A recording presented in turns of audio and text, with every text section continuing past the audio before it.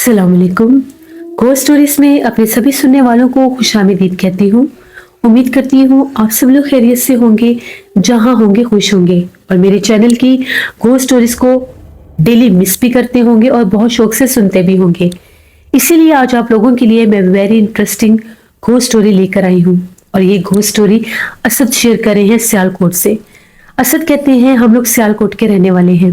आज आपके साथ हम लोगों की जिंदगी में पेश आने वाली एक बहुत ही ज्यादा ड्रावनी कहानी शेयर करना चाहता हूँ।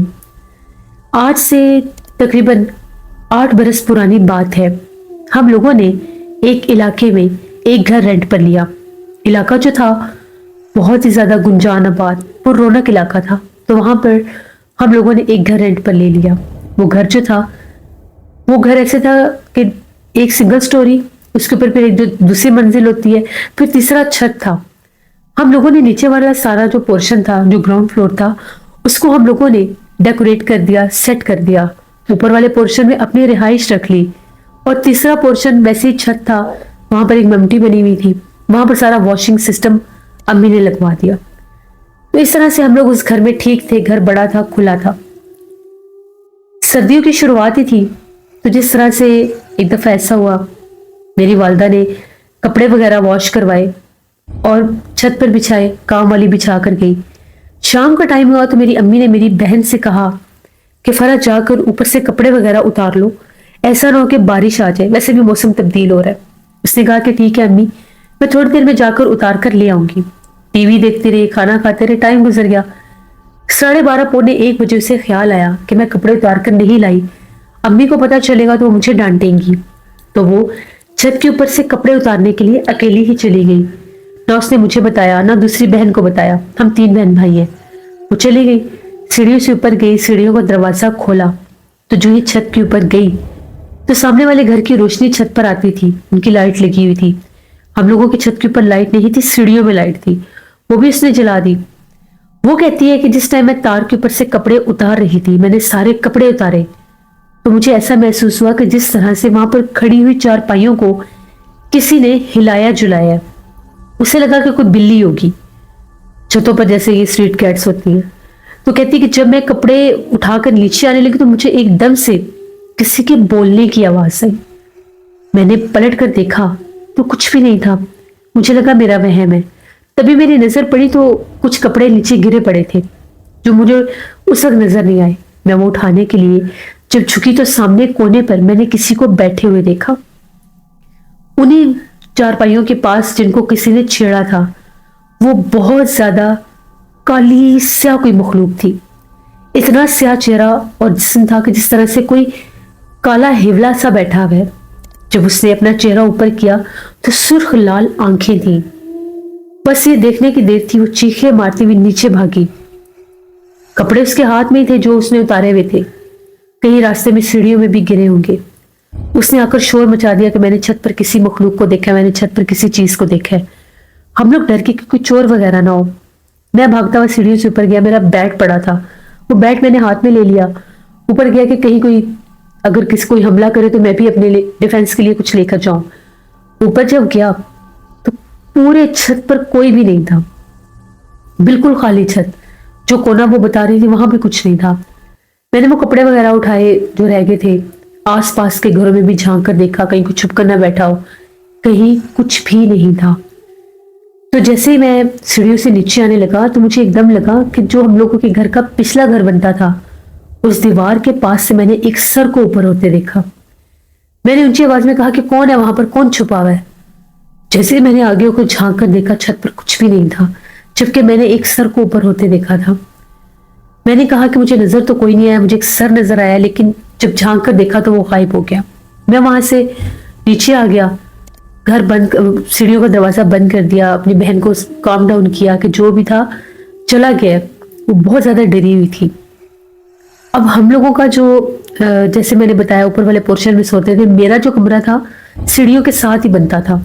सीढ़ियों पर कोई चढ़ता या छत पर कोई जाता तो मुझे साफ आवाज आती थी। पंखे बंद हो चुके थे, सब सोए हुए थे। बहनें अम्मी के पास सोती थी, अब्बू जी कभी मेरे पास सो जाते थे। एक अलग भी कमरा था, वो नमाज पढ़ते थे, तहज्जुद की, कुरान पाक पढ़ते थे, तो वो अपने अलग कमरे में ही सो जाते थे, वहीं पर इबादत करते थे। मैं अपने कमरे में अकेला था, मैं मोबाइल यूज कर रहा था। 2:30-3 बजे का टाइम होगा।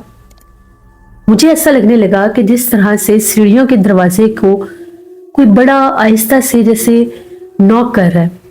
लोहे का दरवाजा था, मुझे आवाज आ गई जैसे गेट होते हैं।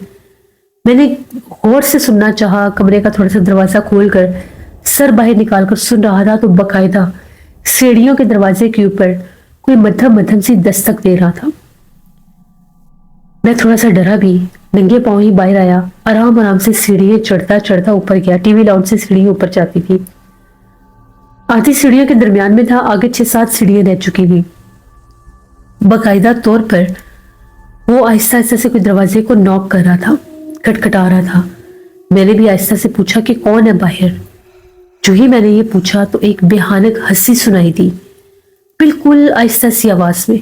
इतनी बारीक आवाज थी जैसे कोई नाक में आवाज निकालता है। वो इतनी खौफनाक हंसी सुनकर मेरी तो जान ही निकल गई। मैं भागा नीचे, कमरे का दरवाजा लॉक कर लिया, किसी को उस टाइम कुछ नहीं बताया। सुबह जब अम्मी ने जगाया तो मैंने अम्मी को ये बात बताई। अम्मी ने मुझे बहुत डांटा कि तुम खुद बता रहे हो कि तुमने एक सर देखा और वो गायब हो गया, हमारी बहन ने कोई मखलूक देखी, फिर तुम वो दस्तक के पीछे क्यों गए? तो वो ये कहने लगा, मैं डर गया था कहीं सीढ़ियों का दरवाजा तो नहीं खुल गया, कहीं कोई नीचे ना आ जाए। अम्मी ने मना कर दिया कि रात शाम के बाद, मगरिब के बाद छत की तरफ कोई भी नहीं जाएगा। हम लोगों ने इस चीज की बाकायदा तौर पर पाबंदी की। तकरीबन 15-20 दिन गुजर गए, नॉर्मल हो गया सब, कहीं कोई बात भी नहीं थी, ज़हन से वो बात रिमूव होगी। एक शाम की बात है, अम्मी वगैरह जो थे, मेरी दोनों बहनें और अम्मी, ये लोग मार्केट गए हुए थे और अभी वापस नहीं आए थे। अब्बू जी भी काम पर बाहर थे, वो भी नहीं आए थे। मैं घर में अकेला था। मेरा दिल चाह रहा था चाय बनाने को, तो मैं किचन में चाय बना रहा था। अब किचन में खड़े होते थे तो सामने सीढ़ियां बंदी थी। एकदम से मुझे ऐसा लगा कि जिस तरह से सीढ़ियों का दरवाजा खुला है, बाकायदा सीढ़ियों का जब गेट खुलता था तो एक आवाज आती थी, गेट खुला और जिस तरह से सीढ़ियों में कोई उतर कर आ रहा है। मेरे तो ज़हन से वो बात निकल गई थी। मैं चाय बना रहा था, तभी मैंने जब वो आहट सुनी, मैंने पलट कर देखा, एक काली स्याह औरत, बिल्कुल पतली, बहुत कमजोर, जैसे कोई स्टिक होती है, वो औरत बिल्कुल सामने सीढ़ियों में खड़ी हुई थी, बहुत लंबी। जब मेरी उस पर नजर पड़ी, मेरे तो हाथ से कब भी गिर गया। वो उसी टाइम जैसे आई वैसे ऊपर चली गई। अब तो मुझे श्योर हो गया कि कोई मामला गड़बड़ है। मैंने फौरन से अपना मोबाइल लिया, भागा बाहर, गेट पर जाकर बैठ गया। आधे पौने घंटे के बाद अम्मी वगैरह आके मुझे बाहर देखकर हैरान हुए कि हम तो कभी यूं गलियों में निकल कर नहीं बैठे, तो ये बाहर क्यों बैठा है? मैं डरा हुआ था। मैंने उन्हें कहा कि आप लोग अंदर आए, फिर मैं बताता हूँ। हम लोग ऊपर गए, मैंने उन्हें सारी बात बताई। जैसे ही हम लोग ऊपर गए, हम लोगों की सीढ़ियों में, पूरी सीढ़ियों में पानी किसी ने फेंका हुआ था। सारी सीढ़ियां गिली हुई थी और पूरे घर में इस हद तक खुशबू फैली हुई थी कि जैसे वो पानी नहीं, किसी ने वहां पर परफ्यूम्स फेंक दिए। हम लोग बहुत ज्यादा डर गए। अम्मी ने कहा, ये तो इस मखलूक का बसेरा नीचे भी है, यानी ये नीचे भी आती है, अब हम लोग क्या करें? इतनी जल्दी तो घर भी नहीं चेंज होता। अम्मी ने कहा कि आस पड़ोस से मैं कुछ पूछती हूँ। वो रात बड़ी डर की गुजरी।